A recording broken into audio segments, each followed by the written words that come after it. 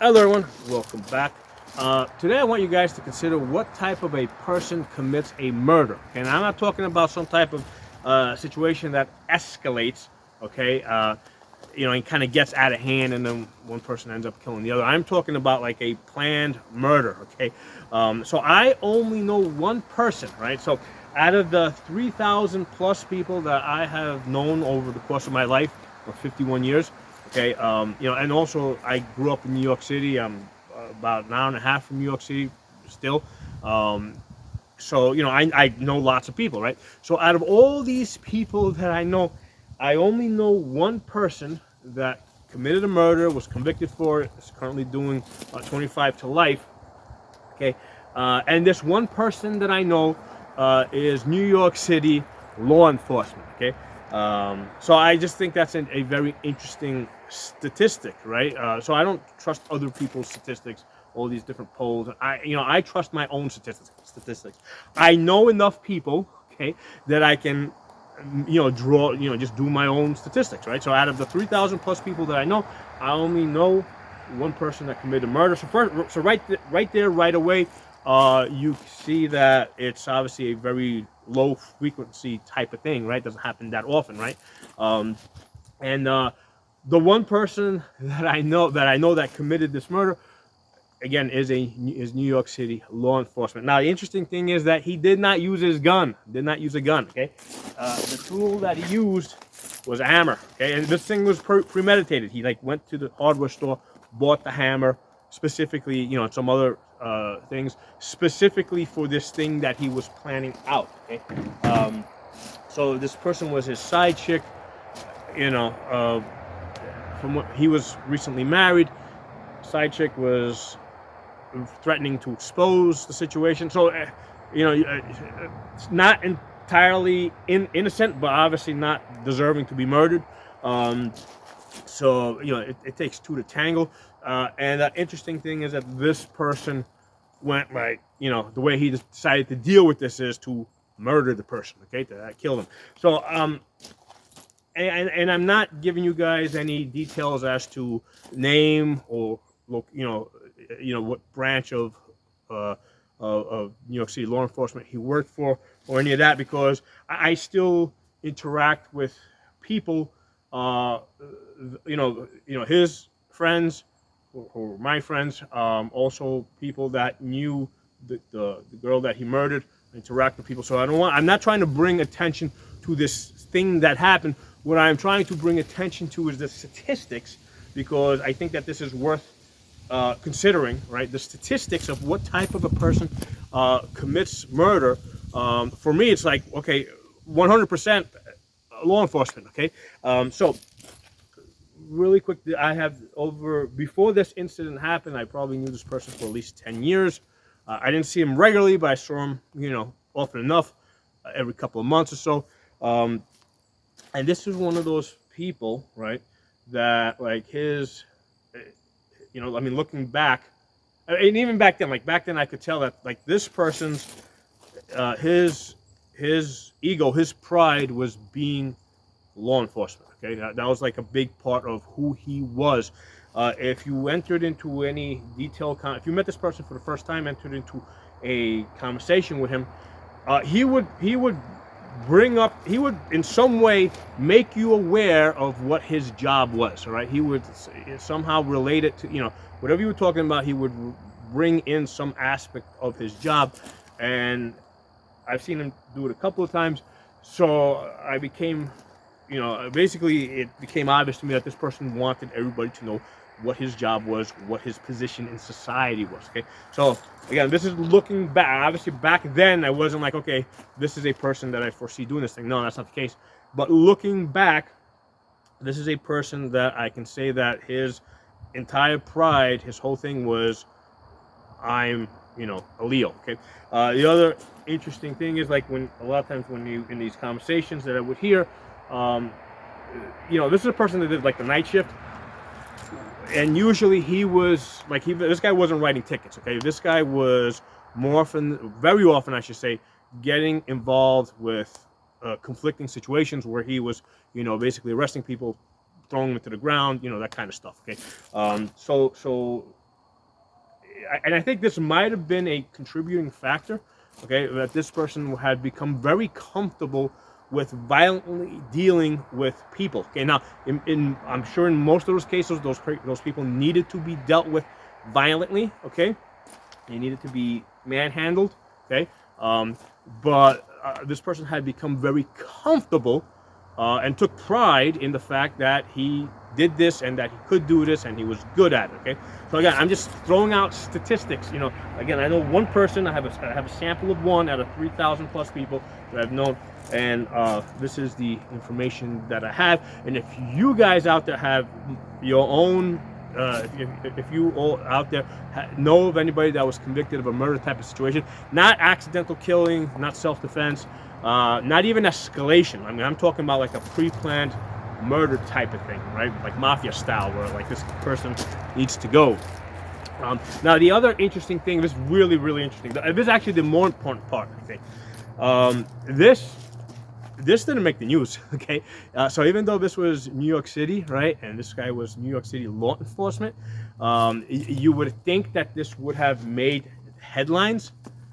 Nope, did not make any headlines. Now, in certain local small news sources, this person was mentioned. That, you know, the murder was mentioned, the arrest was mentioned. Later on, the conviction was mentioned. Later on, it gave his name. At no point does it make the connection between this person that committed the murder and the fact that he was involved with New York City law enforcement for a good deal of time. It wasn't like somebody that was just like a new recruit.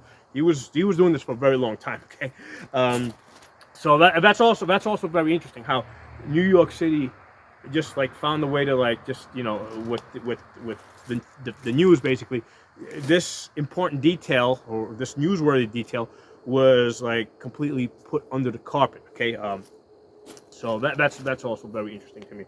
And I thought it was interesting back then, right? And this is going back at least 5 years now. I was, you know, I thought about doing a video of it a couple of times. I said, yeah, you know, I wasn't quite sure of all the details. At this point, you know, we've had the conviction. He's doing jail time. He's been doing jail time now for some time.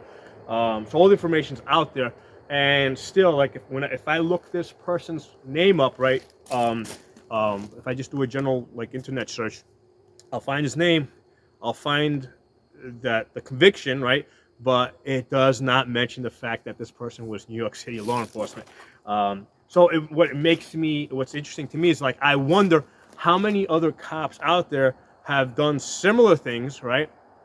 And they just like law enforcement agencies around the country disconnect themselves from this person, okay? Or they're able to completely disconnect themselves because what this does, right? And you know, looking at the bigger picture, if there's a problem with this, right? If there's certain characteristics that, you know, maybe you know, like that lead up to this, or certain warning signs, or certain telltale signs, they'll never find it, right? Because they're always burying it, right? So as opposed to like, you know, allowing this to become the headline item that it probably deserves to become, and you can say, hey, this person here did it, and that person did it, and that person over there did it, and that person over there, and they all have like these things in common, okay? They can never make those draw those conclusions, okay? Because everything's being just kept really quiet and buried under the rug, okay? So I just wanted to share that with you guys. I've had this idea in my mind for a couple of years to talk about this. I just kind of put it off because but I thought that now would be a good time to talk about it. And like I said, the key takeaways from this, for my statistics, I know one person that committed a murder, and he was a cop, okay? And this person, the law enforcement, New York City law enforcement, right? Like all of it, they chose to completely bury this. When it did make the news, and it was like really small time when it made the news, they didn't connect this person with his job, okay, his position. I think there's a lot of interesting information that you can draw out of this, because I don't think that's an accident. I think this was intentionally buried. Okay, so let me know what you guys think. Let me know what if you guys have any similar experiences. If you know somebody that has been convicted of a murder, and you might say, "Oh, well, how many cops do I know?" Because maybe I know like 1,000 cops, and I have 1,000 cops. Yeah, I mean, maybe the stats are that one would do such a thing. Here's the thing: over the course, I'm not including in this, right? In this 3,000 plus people that I've known, I'm not including people that I have known through business associations. So, for example, over the course of my life, I've run gun ranges as a range officer, right? As a chief, as a safety officer. So I'm not including people that came to those businesses or other businesses that I had where I did business, because I didn't know them. I mean, that was just an arm's length type of thing, right? Maybe if they were repeat customers, maybe I knew their name, but I'm not including that, right? So over the course of my life, how many cops have I kind of gotten to know? I think max 5, right? That I've gotten to know. Knew their wife, let's say, or met their kids, kind of thing. So a max of 5. Okay. So out of 5, one of them convicted of a murder. So again, throw that into the stats bucket. Okay. So those, again, I like to look at my own statistics, not other people's statistics that can be, especially like the popular, the professional statistics, because those are manipulated. Okay. I like to look at my own statistics. Out of the 3,000 plus people that I know, how many people were convicted of a murder? I only know one person. How many people do I know that died from the cooties? 0. Okay, so that's interesting. I know one person that committed a murder and was convicted of it. I know 0 people personally that died from the cooties. Okay, and I do know people that died from the cooties who are like friends of a friend type of thing, or a family member of and when I did question them, they all had like pre-existing conditions, elderly, that type of thing. Okay, but as for me personally, I know 0 people that died of the cooties. Oh, and I forgot if I mentioned for this one person that committed the murder. Okay, the tool that they used was not his gun, because this person had access to a gun. Did not use his gun. Went to the hardware store and bought a special purpose hammer just for this situation. He bought a couple other things to help him, execute this and try to cover it up. But he used a hammer. Did not use his gun. So that's also interesting, right? So the gun was not the tool of choice for the murder. It was a hammer. So let me know what you guys think. Let me know what stats you have, how many people you might know that convicted of a murder, and what their position in society might be. And I'll talk to you all soon.